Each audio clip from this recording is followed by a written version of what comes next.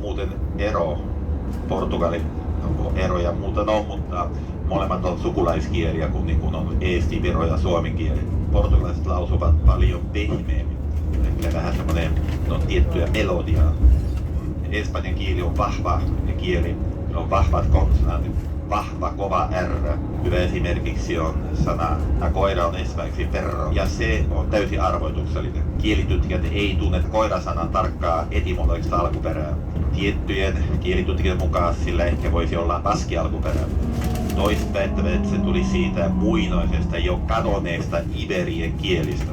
Iberit niin asustivat näitä eteläosia ennen kuin tuli Rooman legioona. Siksi tätä niemimaata kutsutaan paitsi Pyreneiden niemimaa myös nimellä Iberian niemimaa, eli Iberit, espanjaksi Iberos. Että Iberian kielestä olisi voinut tulla sana koira. Nimittäin jos se tulisi latinasta, latinaksi koira sanotaan canis. Tosiaan kun puhutaan koiramaailmasta, kun koiraan liittyvät asiat sanotaan espanjaksi mundo, mundo tarkoittaa maailma, mundo canino, canino canis, espanjaksi on perro.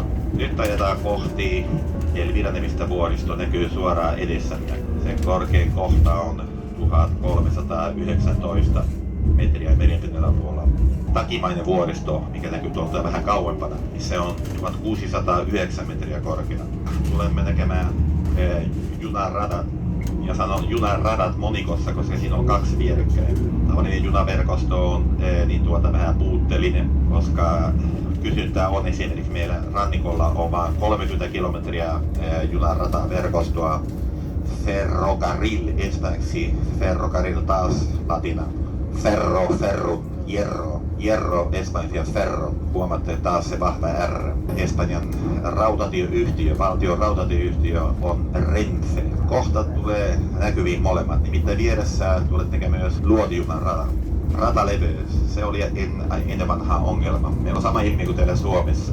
Teidän rataleveys on erilainen kuin Ruotsissa. Niin on myös täälläkin. Katsokaa, tässä on molemmat junaradat.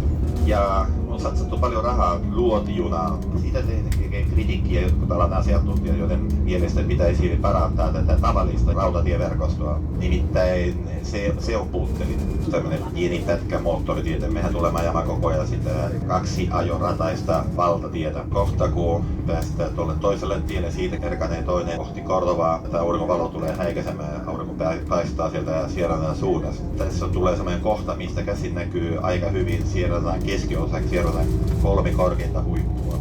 Katsokaa nyt bussin etuikkunasta suoraan eteenpäin. Siellä näkyy ne 3 korkeinta huippua. Tämä auringonvalo häikäisee tietysti. Nyt kun katsotte vasemmalle, tuolla vasemmalla nyt näkyy. Jarakitue. Tässä näette taimitarhan, missä näkyy näitä olivia. Ne siirretään. Ei ne voi olla noin lähekkäin.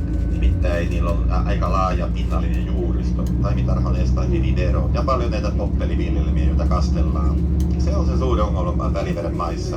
Vettähän olisi runsaasti, menisi vaan niitä ihmisten käyttöön kotitalouksiin, mutta se on se keinokastelu, mitä tarvitaan maataloudessa kosolti. Kuvitelkaa vesivarastoista 80% siitä vedestä, mitä meillä on käytettävissä, 80% menee keinokasteluun. Tässä näitä kastellaan silloin tälle, mutta paljon runsaammin riisiä.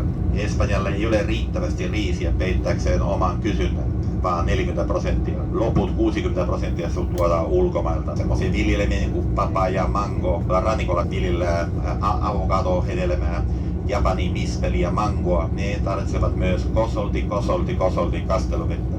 Ja 14% siitä vedestä, mitä on käytettävissä Espanjassa, niin menee teollisuuteen, tehtaisiin ja kotitalouksiin vaan 6%. Ja kesäkuuma täällä Etelä-Espanjassa kuivuus, se on kausiluontoista, niin kuin sateet ovat myös kausiluontoisia. Ja tyypillinen kesän kuivuus alkaa jo touko-kesäkuun vaihteessa ihan ainakin tonne syyskuuhun asti. Silloin sateet täällä etelässä, ei pohjoisessa, siellä on asia, siellä on ihan erilainen ilmasto, valtameri-ilmasto. Täällä Etelä-Keski-Espanjassa se jatkuu, se kuivuus kestää tavallisesti 3, joskus ottaa jopa 4 täysin sateetonta kuukautta. Niin korkeat lämpötilat, 40 astetta varjossa viikkokaupalla, niin haihtuu valtavat määrät vettä ilmakehään. Kuvitelkaa, Välimerestä haihtuu ilmakehään 3 kertaa enemmän vettä kuin mitä Välimeri saa sateiden ja jokien kautta. Se myös selittää, miksi Välimeri on suolapitoisempi kuin Atlantti. Se selittää myös, miksi siellä Gibraltarin-salmella Atlantilta pintaa pitkin virtaa paljon vettä kohti Välimerta, mutta Välimerestä syvältä virtaa vettä päinvastaiseen suuntaan, eli Atlantin länteenpäin. Se on 80 vuotta, mitä kestää ennen kuin se koko Välimeren kapasiteetti on ehtinyt vaihtua Gibraltarin-salmen kautta. Tässä nyt näkyy uudestaan parsaa, vihreätä parsaa. Parsa on jo korjattu. Noilla kasveilla ei enää mitään virkaa, niin leikataan ja poltetaan. Sitten noita tehtaita, ne ei enää ole käytössä. Täällähän oli sokerijuurikkaita enemmän kuin nyt 7-80 vuoden takaisesta ajasta. Jälkeenpäin juurikkaat poistettiin ja alettiin viljellä tupakkaa. Vielä siellä täällä joitakin rippeitä, pieniä rippeitä on tupakkavilmistä. Ja katsokaa tommoset talot, niin kuin tossa toi ruskea talo. Niissä on paljon aukkoja seinissä ilmakuivatusta varten. Eli näihin taloihin kattoihin vaan ripustetaan tupakan lehtiä, niitä ilmakuivataan siellä. Tässä vieressä Eliviran vuoristo. Ja sitten jos katsot tuonne eteen vähän oikealle, missä näkyy noita savupiippuja, takana on myös viljavarasto. Viljavarasto, sille löytyy kansainvälinen sana. Ja samoin kuin sauna on kansainvälinen sana ja sitä ei käännetä, se on sauna ympäri maapalloa. Niin espanjan kielestä on tullut myös tiettyjä tällaisia kansainvälisiä sanoja, niin kuin siilo, viljavarasto, tuotantoviljavarasto. Ne rakennettiin Francon aikana ja tarkoitus on sellaisia rakennusprojekteja tehdä näihin siiloihin, jopa majoituksia, hotelleja, mutta ne on tyhjiä. Ne on rakennettu 50-luvulla. Niitä tulemme näkemään tämän viikon aikana useammassa kohdassa. Suomen kielessä kun on niin paljon näitä sanoja, joilla on kaksoiskonsonantit, kaksoisvokaalit, niin se on suomeksi siilo, mutta sekä espanjan tai saksan kielessä on silo yhdellä iillä. Toinen kansainvälinen sana, merino. Merino lammas on täältä Espanjasta kotoisin. Meidän lampaa villaa lastattiin Bilbaoa Pohjois-Espanja myös Santanderin satamissa ja vietiin paljon Keski-Eurooppaan, Alankomaihin, Flanderin, Englantiin, Ranskaan ja Hansa-kaupunkeihin. Niillä oli miljoonia merinolampaita. Vielä on niitä jonkin verran, mutta ei ole verrattavissa niihin, kuinka paljon niitä oli silloin, kun tätä maata ei ollut olemassakaan yhtenäisenä valtiona, ei ollut olemassakaan vielä Espanjan mosaikkivaltio. Täällä oli kristittyjä valtioita, kuningaskuntia pohjoisosissa ja täällä etelässä oli islamilaisia kuningaskuntia, sultanaattia, emiraatteja ja kalifaatteja. Ja katsokaa, tässä näkyy tämä junarata. Niin se rataleveys, sehän tuotti hankaluuksia kauan aikaa sitten ennen vanhaa junaliikenteelle, kun Baskimaasta ja Katalonista Pyrineiden yli siirryttiin Ranskaan. Vuosikausia on puhuttu siitä mahdollisuudesta siellä meidän Malagan rannikolla, aurinkorannikolla pitkistää sitä junarataa kohti Gibraltaria ja rakentaa sen eri vaiheessa. Pääasema on Fuengirolas, missä asuu ainakin osa vuodesta hyvin paljon suomalaisia. Siellä on yksi pääteasema. Ennen vanhaa taisi vielä 1,5 vuotta sitten tuli tätä toista tietä pitkin pystyy tähän. Ja näitä poppeleita muuten, tässä nyt on viljelty näitä poppeleita, mutta niitähän kasvaa hyvin paljon jokien varsilla. Niin hopeita poppelia tulee näyttämään, kun kävellään tänään 2 kertaa 2000 vuotta vanhan roomalaisten rakentaman sillan yli. Niin siellä on aika paljon kasvillisuutta. Siellä on tämmöisiä pieniä saaria siinä keskellä jokea. Jokihan on tavallaan keinotekoinen, koska sehän on patottu. Ei nostaa se pääjoki. Sivujot siihen valuu vaikka kuinka paljon pienempiä sivujokia, niin se vähän suurempiin on rakennettu patoja eli tekoaltaita. Ja siitä roomalaisesta sillasta kertoo, että kun alkuperäistä on vaan ne perustukset, se alin osa. Sitähän on restauroitu aika usein niin tuolta myöhemmin. Länsigootit, arabit, myöhemmin Habsburgin aikana. Habsburgin tiloille tuli ranskalainen suku Bourbonin vajaa 20 vuotta sitten. Nimittäin se roomalainen silta. Ja sinne yli ajettiin näillä suurilla bussilla ajoneuvoilla. Näitä aurinkokennoja alkaa tulla tänne. Sitä protestoi aika paljon nämä maanviljelijät. Maanviljelijöille annetaan rahaa. Hallitus niin tarjoaa aika hyviä summia. Jättäisi kokonaan maataloustoiminnan ja tilalle tulee näitä aurinkokennoja, mutta niitä on verrattain vähän. Paljon enemmän on tuuli-energiavoimaloita. Varsinkin kun tullaan sinne Kaditsiin Atlantiin ja siellä lähellä Gibraltarin salmia, siellä on valtavasti niitä tuulimyllyjä, joita kutsutaan nimellä aerogeneradores. Ja tuuli-energiavoimaloita, Parques Eolicos, 5. sijalla tuuli-energian suhteen ja niitä tulee kuin sieniä sateella.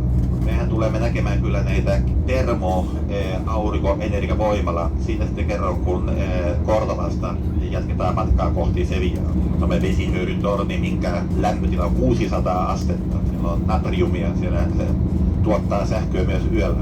Siitä kerron sitten vähän lähemmin, nimittäin se on siellä Sevillan suunnassa. Meillä on 2 ajoetappia. Nyt siis ajetaan noin 170 kilometriä. Ei suoraan pysähdytään, pidetään sellainen biologinen helpotustauko ja tehdään se siellä Luke-niminen paikkakunta.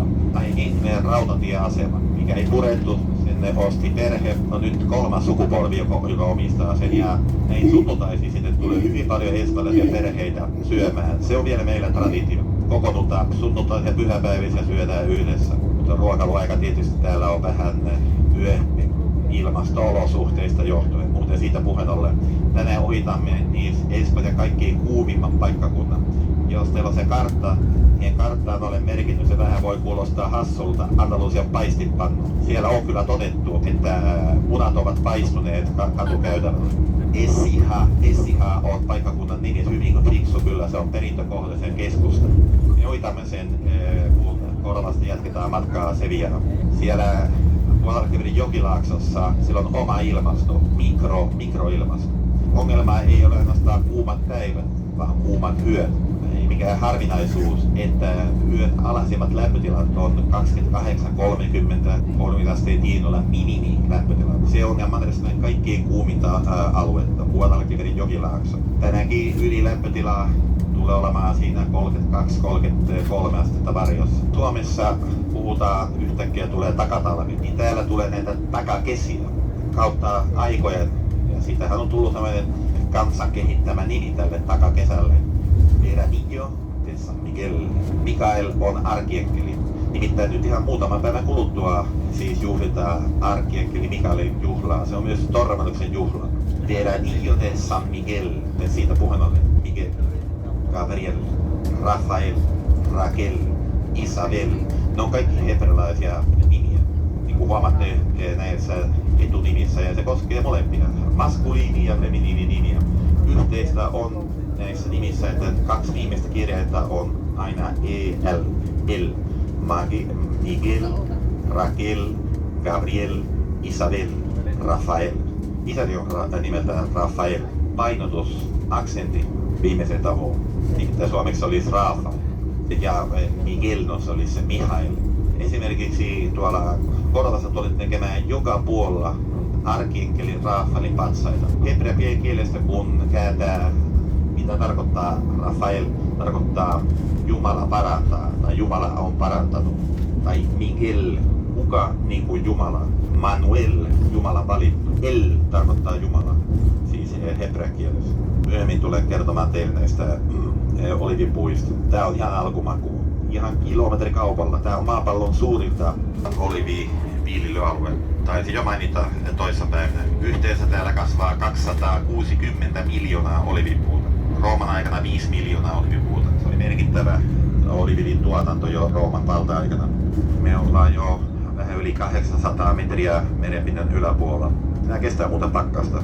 2, 3, 4, 5, 6, 7 astetta nollan alapuolella ei lainkaan haittaa näitä oliivipuita. Tuosta ilmastosta, niin kuin teillä tuntureilla, ilmastotieteellinen ilmiö, mikä on vuoristoalueilla, myös Keski-Euroopassa, alpeilla, teillä tuntureilla, ihan eri lämpötila on ylhäällä tunturilla kuin laaksoissa. Mä en tunne sitä suomalaista meteorologista nimeä. Se on espanjaksi inversion thermica. Saksaksi on inversion lage. Ja se tarkoittaa, että kun koste ja kylmä ilma painaa enemmän kuin lämmin ilma. Päivän aikana maa varastoi, niin kerää lämpöä, mutta se menettää, se karkaa, se menettää sen nopeasti, kun punainen pallo aurinko laskee maihin. Maa jäähtyy hyvin nopeasti.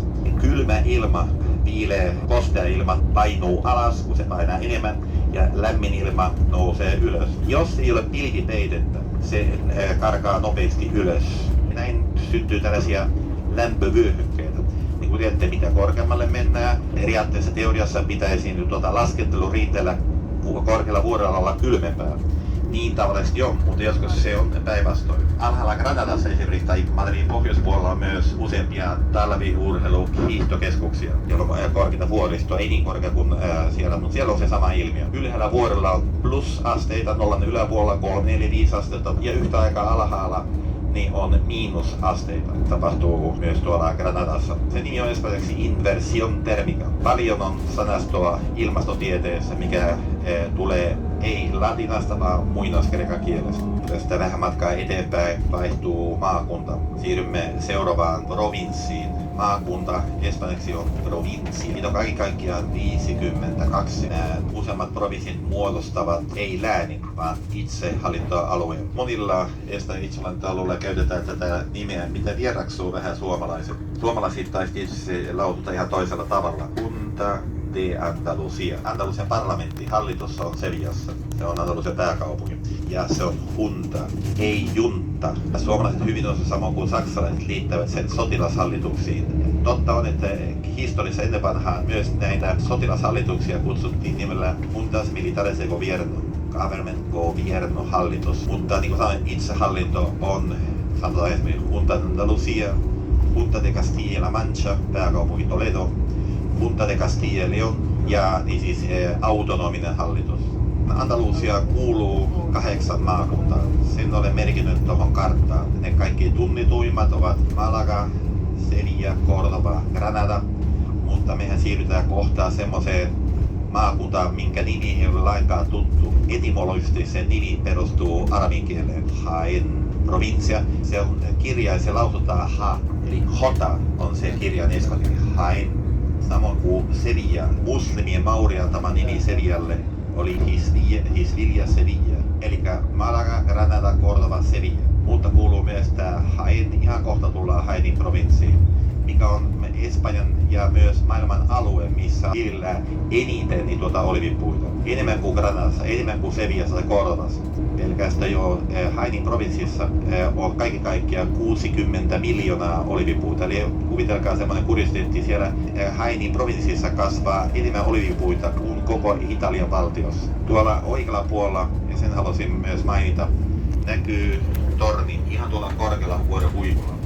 Se johtuu siitä, että tämä on raja-aluetta keskijäällä. Se on samassa suunnassa, mistä paistaa aurinko, siitä vähän vasemmalle, näkyy siellä ylhäällä. Tulemme näkemään tässä matkan varrella useampia linnoja. Ja rajalla molemmat käyvät keskenään vilkasta kauppaa, kristityt ja maurit. Ei kaikki ollut pelkkää sotaa keskenään. Kauppasuhteissa ongelma oli kieli. Tarvittiin tulkki. Sekä muslimit että kristityt käyttivät tulkkeina sefardi-juutalaisia, joilla oli erittäin hyvä kielitaito. Heidän jälkeläisiä asuu vielä tänä päivinäkin Turkissa, Kreikassa, Israelissa, Syyriassa, Jordaniassa ja siellä Välimeren itäosissa. Ja kuvitelkaa, he puhuvat sitä samaa alkeellista, primitiivistä espanjan kieltä kuin heidän esivanhemmat täällä Espanjassa, Portugalissa keskiajalla. Sen nimi on ladino, se keskiaikainen alkukantainen espanjan kieli. Kuvitelkaa, että jossain maailman kolkassa on asukkaita, jotka puhuvat samaa suomen kieltä kuin mitä puhuttiin teillä 1500-luvulla. Eli se ei ole latinaa, eikä se on nykyistä espanjan kieltä, se on kehittynyttä latinaa, eli sen ajan keskiaikaista espanjan kieltä puhutaan näiden Espanjasta karkotettujen juutalaisten keskuudessa.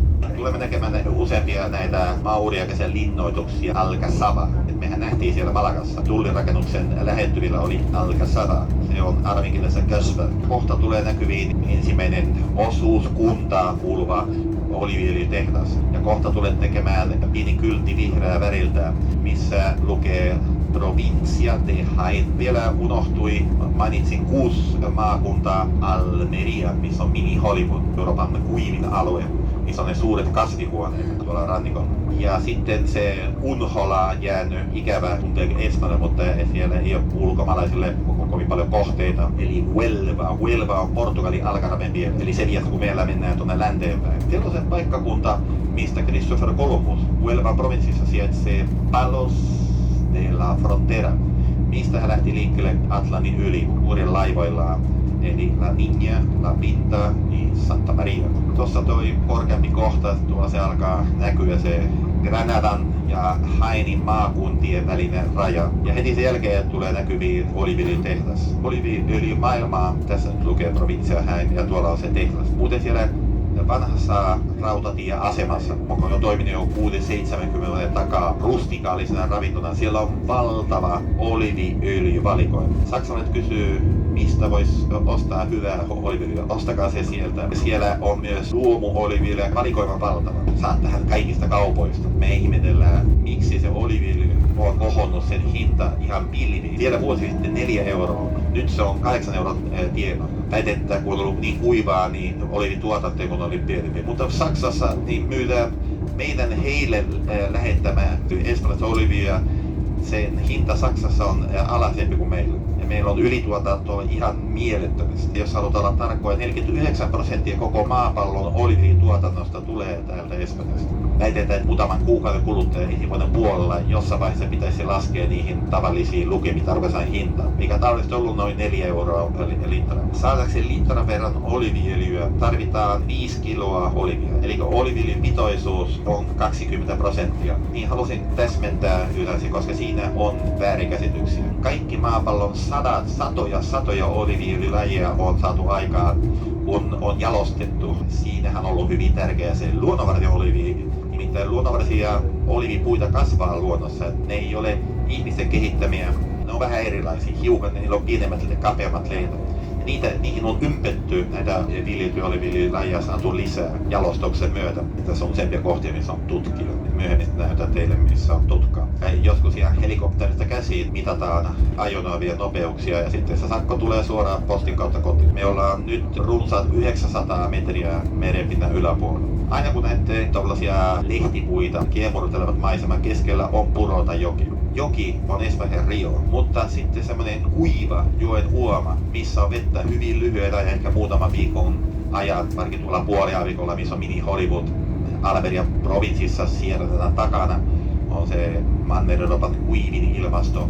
Niin siinä on semmoisia kuivia joen uomia, joissa on vettä vaan muutaman viikon ajan. Niitä ei kutsuta sillä tavallisella espanjalla sanalla rio, vaan ramblas. Eli samalla sanalla kun ne Barcelonan leveät kadut. Tässä on hopea poppeli näkyy tässä vasemmalla, niin se on vähän hopean näköinen. Populus on poppelin kasvitieteellisen heimon nimi. Ja siihen kuuluu vaikka kuinka paljon lajia. Yksi niistä on haava. Haavan kasvitieteellinen nimi on Populus tremula. Siitä tulee espanjan verbi tremolar. Kun liikutetaan juhlatilaisuuksissa lippuja, standardeja, niin se on Populus tremola. Tulee vaan mieleen, että kun tuuli värisyttää haavan lehtiä, se on niin kaunis. Haapaa samoin kuin koivua kasvaa Pohjois-Espanjassa. Käykää siellä, se on ihan erilaista, hyvin kaunista aluetta. Viskajalainen rannikko. Ja näin mistä ajatellen siellä jopa karhuja, 200 karhua. Ja etelässä ei. Tässä näette mantelipuita tässä oikealla puolella. Manteli on läheistä sukua luumulle, kirsikalle, mutta tulemme näkemään myös myöhemmin kirsikkaviljelmiä. ovat saaneet laatusertifikaatin, se Alcalá Real. Tässä nyt alkaa näkyä kirsikkaa. Nämä pienet puut tässä oikealla puolella. Esimerkiksi serissa, kirsikka, luumu, aprikoosi ja manteli myös. Niin kuuluvat tässä viiniviljelystä vasemmalla puolella. Kaikki ovat sukua keskenään. Kaikki on kivihedelmiä, eli marjahedelmiä. Se heimon nimi on Prunus. Esimerkiksi manteli on Prunus dulcis. Dulcis tulee sanasta dulce, makea. Ja kohta, kun päästään muutaman kilometrin eteenpäin, niin tulee näkyviin päivämme reitin korkein kohta. Vieressä on se luostarikirkko, minkä alapuolella tulee tekemään restauroitua linnoitusta. Ja sen pienen vuoren juurella oikealla puolella on Alcalá Real. Monet sanat, niin kuin tiedät, mitkä alkavat tällä arabikisella artiklilla Alcalá tarkoittaa strategisella paikalla korkealla vuoren huipulla sijaitseva linnoitus, niin kuin tämä, mikä tulemme näkemään. Siitä linnoituksesta alkuperäistä rakennelmaa on enää jäljellä hyvin vähän, sitä on restauroitu, mutta keskellä sitten on se luostarikirkko. Sanon kuljettajalle, että ajaisi ohi suhteellisen hitaasti, siellä nyt ei saa pysähtyä. Mutta jos on mielenkiintoista ottaa kuvia, se on aika jännän näköinen kyllä se luostarikirkko ja se linnoitus. Alcalá Real. Espanjassahan on useampia paikkakuntia. Ihan tässä Madridin vieressä on Alcalá de Henares ylioppilastokaupunki. Sieltä oli kotoisessa kuuluisa Miguel de Cervantes, joka kirjoitti, niin kuin teillä on Kalevala, niin Espanjassa Don Quijote de la Mancha. Alcalá de Henares nimisessä kaupungissa syntyi ehkä Espanjan historian kirjallisuuden kuuluisin kirjailija Miguel de Cervantes, joka oli paitsi kirjailija myös sotilas.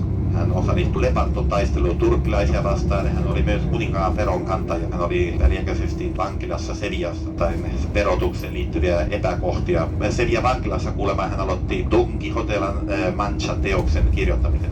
No niin, tässä on tämän päivän reitin tien korkea kohta. Me ollaan vähän alle 1000 metriä vedetyneen apuun. Talvella on joskus ajanut tätä kautta ja maa on ihan valkoisena. Eli ei siis lunta, se on uurretta. Uurtuu nimittäin täällä 6.7.0 alapuolella lämpötila on ihan tavallinen alilämpötila yöllä. Mutta ei koskaan läpi vuorokauden. Tietysti päivän mittaan niin nousee tavallisesti sinne 5, 6, 7 astetta.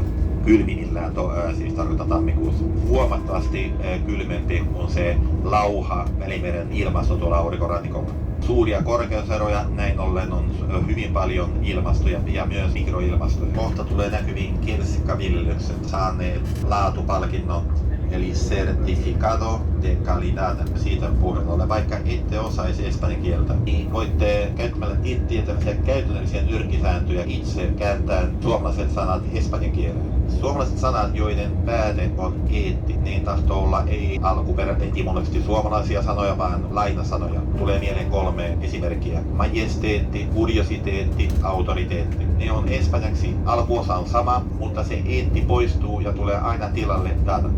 Näin ollen kuriositeetti on espanjaksi curiosidad. Majesteetti on majestad. Autoriteetti, autoridad. Muilla kielilläkin esimerkiksi saksan kielellä prioritet, prioridad. Autoritet, autoridad. Majestet, majestad. Koska siinä on kyllä poikkeuksia. Poikkeus on esimerkiksi rarissa, rariteet, siis kummallinen asia. Tässä nyt näette kirsikkapuita tässä vasemmalla. Ja jos vertaa nyt Espanjaa ja Englantia. Englannissa on enemmän latinalaisia kuin germanisia sanoja. Siinä säännössä ei ole poikkeusta. Kaikki englantilaiset sanat, joiden päätö on ation, ja niitä on vaikka millä mitalla. Communication, evaporation, administration, station. Ation tippuu pois ja tulee espanjaksi aina sion. Jos englantilainen sanoo communication, niin espanjaksi communication. Englanniksi sanotaan evaporation, espanjaksi evaporation. Englanniksi administration, espanjaksi administration. Espanjaksi aina sion. Bus station, estación. Estación de autobuses. Nyt alkaa alamäki. Aika jyrkkä alamäki. Jätemme taakse tämän ylätasangon. Kuinka paljon tuottaa nämä oliivipuut? Keskimäärin 60 kiloa. Ja se, minkä halusin täsmätä, hyvin tärkeä asia. Kaikki maapallon oliivilajit, kun ne on raakoja, ne on kivikovia, kauhean makuisia ja vihreitä. Vihreä ja musta. Kaikki tummenevat. Se, että oliivi tummenee, kuuluu asiaan. Kypsyvät, ne muuttuvat mustiksi. Musta oliivi ei ole mikään toinen laji. Asiaksi, jos tulee kiilto, että käsitellään, ei ole yhtään innuta maapallossa kasvaa oliivia, mikä ei muuttuisi mustaksi tai tummaksi. Milloin alkaa sadonkorjua ja ketkä kerää Näähän kuuluvat hyvin usein maan suuromistajille. Kuuluu myös osuuskunnille. Oliiviöljyosuuskuntia on kaiken kaikkiaan Andalusiassa 300 osuuskunta nestaksi Cooperativa. Ja ne omistavat 1700 oliiviöljytehdasta. 70% Espanjan oliiviöljytuotannosta tulee tältä alueelta. Jos siirrytään tuonne Espanjan pohjoisimpiin osiin, siellä on tiettyjä alueita, missä ilmaston kolea olosuhteet eivät ole suotuisat. Eli 70% tulee tältä alueelta. Syyskuun lopussa aletaan korjaa käsivoimin, tarkoitan ainoastaan niitä raakoja kivikovia vihreitä olivia, ja niillähän on tietty käsittely, että raaoista kivikovista olivista muuttuu syöntikelpoisia. Ne joutaa jättää likomaan veteen. Ne turpovat vedessä. Tärkeä vesi täytyy olla suolapitoista, ja se vesi vaihdetaan joka ikinen päivä. Näin tehdään 20 päivän ajan. Aina tulee uusi suolapitoinen vesi, ja vasta sen jälkeen kitkerän olivi on menettänyt sen kitkerän maun. Se on ihan kauheama, kun suoraan puusta korjattu, niin sitä ei kerta kaikkiaan voi syödä. Olivia korjataan, on koneita kyllä. Raat olivit ovat paljon lujemmin kiinni siinä oksassa, siksi ne korjataan käsivoimin. Mutta ottakaa huomioon, että vihreitä olivia käytetään sen käsittelyn jälkeen, kun ne turpovat suolavedessä, niin naapaksena tai maustena ruuissa. Oliiviöljyn tuotanto, oliivin kuuluu olla ainakin puoleksi kypsynyt. Paras oliiviöljy saadaan semmoista olivista, mikä on alkanut tummua, on osittain vähän tumma, mutta siinä on vähän vihreätä väriä. Siitä saadaan kaikkein parhaimman.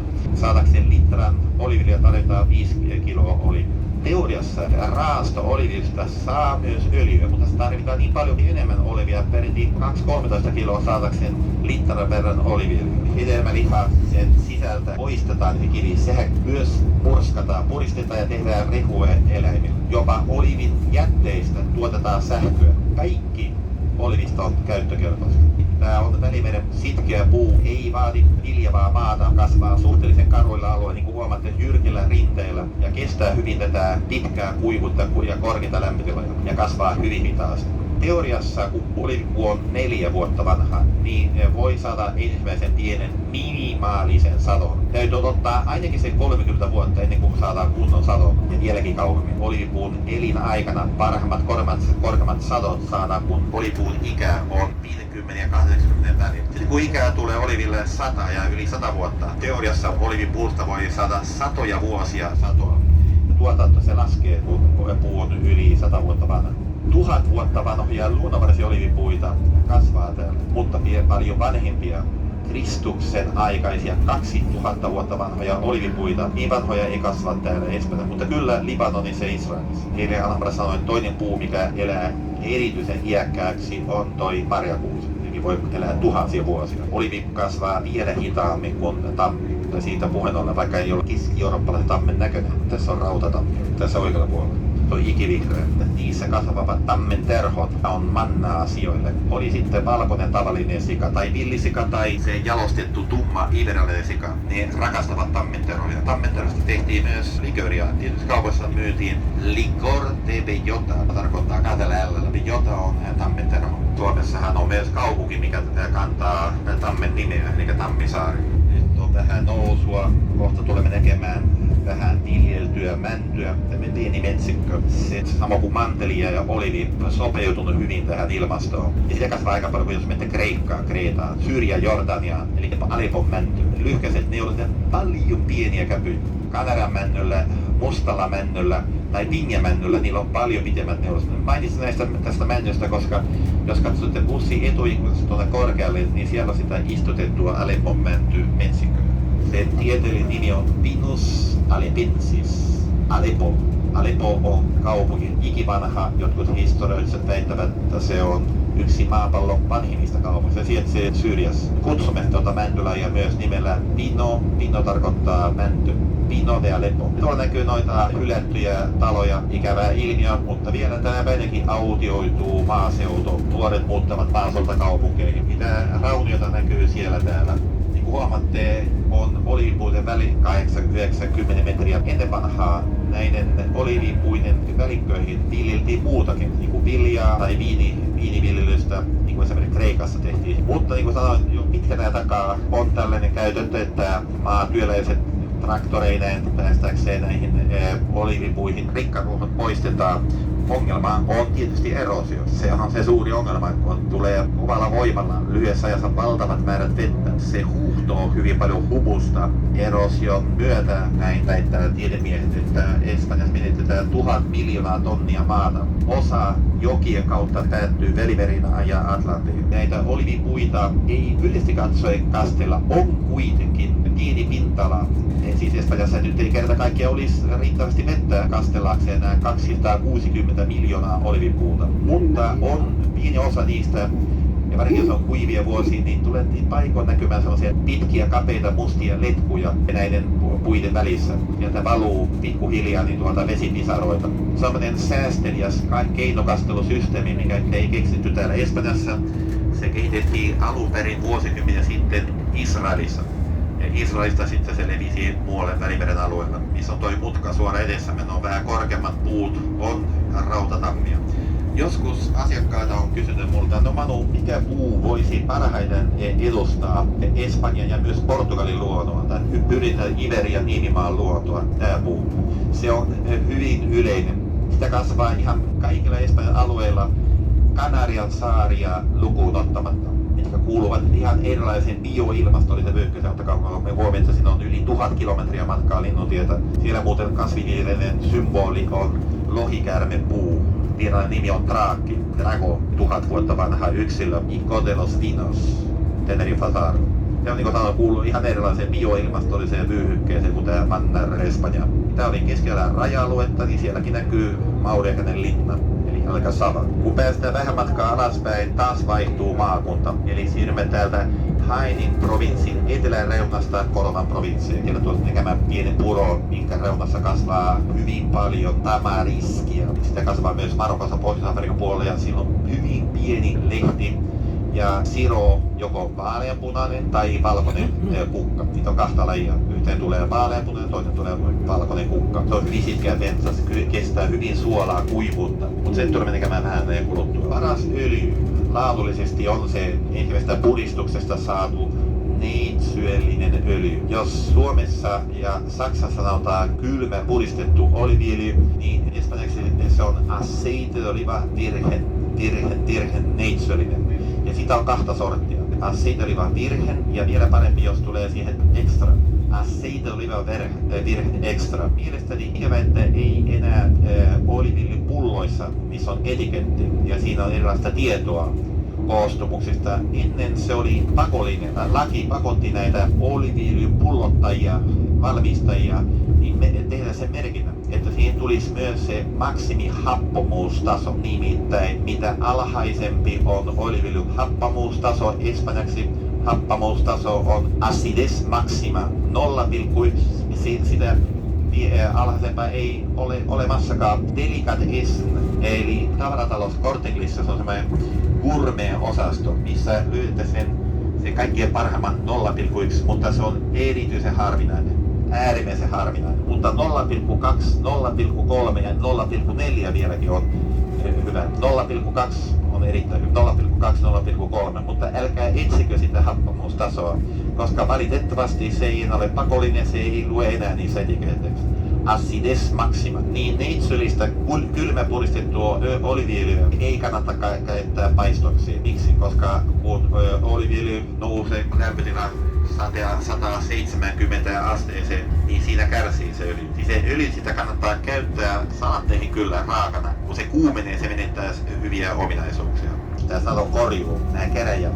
Ne on maatyöläisiä, jotka 7 tunnin ajan korjaavat näitä olivia ja he värisyttävät puun oksia. Eli puun alle tulee iso verkko ja ne on pitkät kepit, millä värisyttävät näitä puun oksia. Suurin osa tehdään näin, niin kuin antiikin aikaan, Rooman ja Kreikan aikana samoin. Mutta on kyllä sitten keksitty tällaisia koneita, mitkä asetetaan puun runkoon ja paksumpiin oksiin ja värisyttävät puun runkona näitä oksia. Mutta niitä ei nyt käytetä joka puolella. Siis vielä tämän päivänäkin pitkillä sauvoilla ravistellaan oksia. Kuvitelkaa, vuonna 2019 osallistui Bolivin sadonkorjuun 431 000 maantyöläistä tulee Puolasta aikoinaan, sieltä nyt ei niin paljon, mutta Romaniasta. Romanialaisethan puhuvat latinaa perustuvaa sukulaiskieltä. Niillähän on espanjan kieli helppo. Se ei ole slaavilainen kieli, se on latinalainen kieli, romanian kieli. Nimittäin keisari Trajan, joka syntyi lähellä Sevillaa,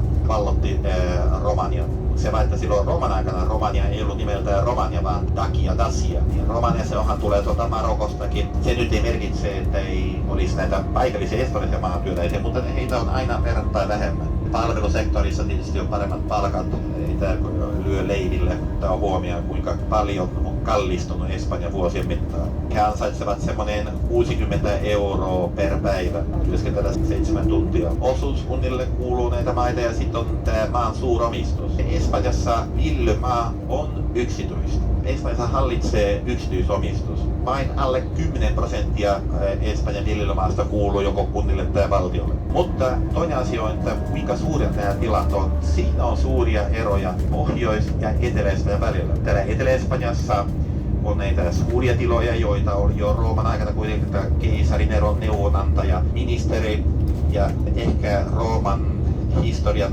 kuuluisin filosofi. Hän syntyi Korvassa. Hänen perheensä oli Korvasta kotoisin. Lucius Anneus Seneca. Ja hän oli Rooman valtakunnan toiseksi rikkain mies. Siis rikkain keisari Neron jälkeen. Hän omisti suuria tiloja jo silloin 2000 vuotta sitten täällä Andalusiassa. Nyt vaihtuu maakunta. Ja tässä on se tamariski, mistä kerroin teille. Provincia de Córdoba. Tuossa 5 minuutin kuluttua pidetään se tauko. Aina käyttäkää tilaisuutta hyväkseen ja käykää vessoissa. Ja siellä saatte sitä oliiviöljyä. Siellä on valikoima, siellä on myös luomuöljyä. Nimittäin luomuöljy, se on kalliimpi, koska esimerkiksi kaikki olivit, myös mustat, tummat, nekin tummat, jos tehdään oliiviöljyä, kerätään käsin voi. Espanjan oliiviöljytuotannosta vain prosentti on luomuöljy. Niissä etikeissä lukee aceite ecológico, ekologia, ja niin kuin sanoin, 1% on luomuöljytuotantoa ja suuri osa viedään Saksaan. Nämä puut, silloin kun ne kukkivat keväällä, niin tulee mitättömän pieni hailakka, vaaleakeltainen kukka, mikä on ongelmallinen. Nimittäin se aiheuttaa suuria, vakavia allergisia reaktioita. Aina vaan enemmän paikallisia espanjalaisia, jotka ovat allergisia oliivipuukukalle. Tuolla on siellä nykyisin rustikainen ravintola kahvila. Siellä toisella puolella on se junavaunu, missä on sisällä ruokasali. Ja siinä on se, missä oli kiskot, niin se on polkupyörätie. Siellä sisällä on vessat ja toinen rakennus ulkopuolella erikseen. Sielläkin on myös sana vessa. Sillä löytyy useampia sanoja. Kaikkien yleisin ehkä on servicios. Toinen aseos. Aseos tulee sanasta asearse, peseytyä. Mutta samoin kuin Suomessa on niin paljon tällaisia erilaisia nimityksiä, niin kuin käymälä, ähkimö, uusi. Sen vanhanaikaisen nimen tulette lukemaan siellä retretes. Ei missään enää, missä on vessojen lue retretes. Aamupalahan on heikko. Siellähän syödään paljon enemmän lounaan yhteydessä. Tyypillinen aamupala on sellainen, että paksua maalaisleipää paahdetaan. Se kuuluu olla se pinta karkea. Ja rasvoitetaan valkosipulia. Valkosipulia käytetään hyvin paljon täällä. Ei kannata ajatella, että lemu haisee, kun jos kaikki haistaa, niin se ei ole haitaksi.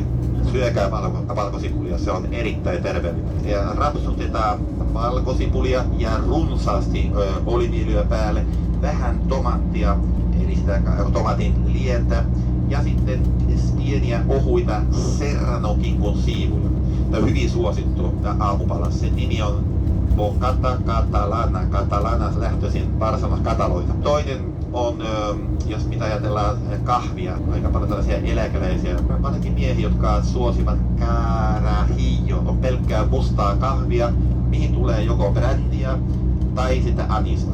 Täällä on suurimmat anistehtaat täällä Cordoban provinssissa. Ja sitten semmoinen niin kuin vatsalääke, liikaa syönyt ja raskas ruoansulatus. Otollinen, ihan jo lääkäritkin suosittelevat sitä oratuomen marjasta tehtyä alkoholipitoista juomaa. Alkoholipitoisuus on 25%. Sen nimi on Patsaran. Se on lähtöisin Pyreneiltä. Pyreneillä lähellä Baskimaata on maakunta, Itsalit alue.